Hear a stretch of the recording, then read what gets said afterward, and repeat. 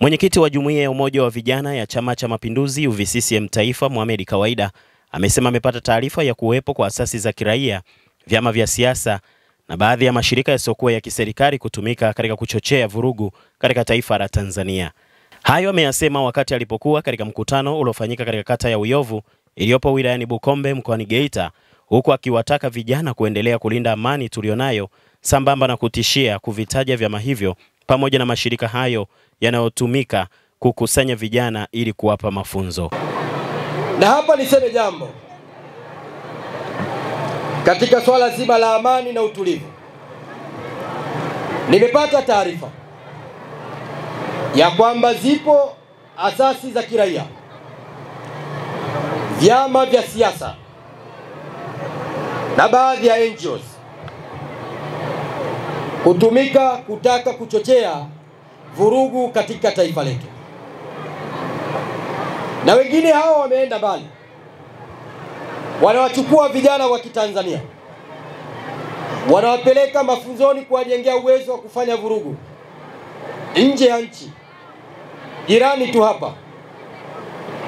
Niwaambie, taarifa zenu tunazo na tunawajueni, na mimi muda ukifika nikiona tabia hii bado mnaendeleza, nitawataja hadharani ili serikali ya Jamhuri ya Muungano wa Tanzania iweze kuwachukulia hatua mara moja. Sisi Jumuiya ya Umoja wa Vijana wa Chama cha Mapinduzi tumejipambanua kulinda amani. Lakini sisi Jumuiya ya Umoja wa Vijana wa Chama cha Mapinduzi tumejipambanua kulinda umoja na mshikamano wa taifa letu. Lakini pia sisi Jumuiya ya Umoja wa Vijana wa Chama cha Mapinduzi tumejipanga na tumejidhatiti kuhamasisha vijana juu ya umuhimu wa kujenga uchumi wao, lakini pia na kupenda nchi yao na kamwe kutokubali kutumika katika machafuko ya nchi yetu. Vijana oye! Vijana safi!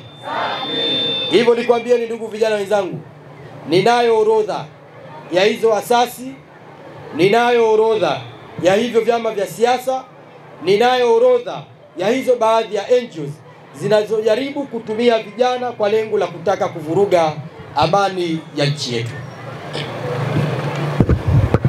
Vijana oye!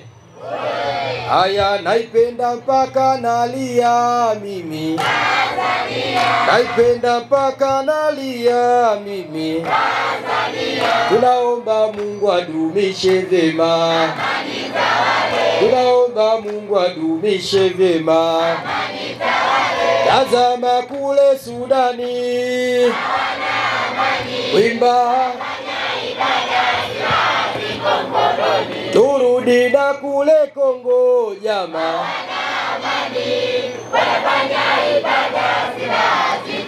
aya mama jojo Bukombe oye!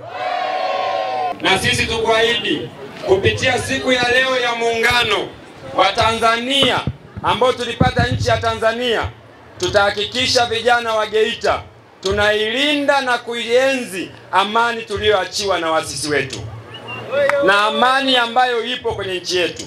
Ndugu mwenyekiti, huu ni mwaka wa uchaguzi. Kuna baadhi ya watu wameanza kupita maeneo wakihamasisha vijana na Watanzania kuingia barabarani na kufanya fujo. Mimi nataka niseme, sisi Geita hatutakuwa sehemu ya kuvunja amani ya nchi yetu.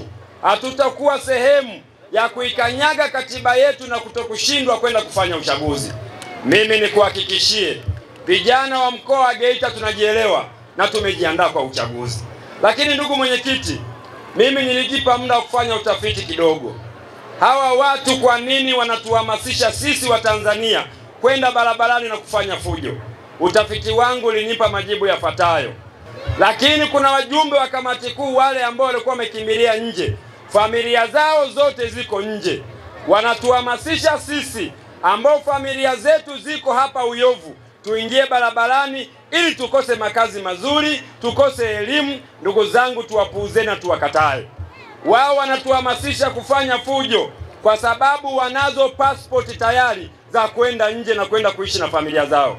Ndugu zangu, niwaombe na niendelee kuwasihi vijana wa Geita na wananchi wa Geita, tuilinde amani yetu, twendeni tukashiriki uchaguzi kwa amani.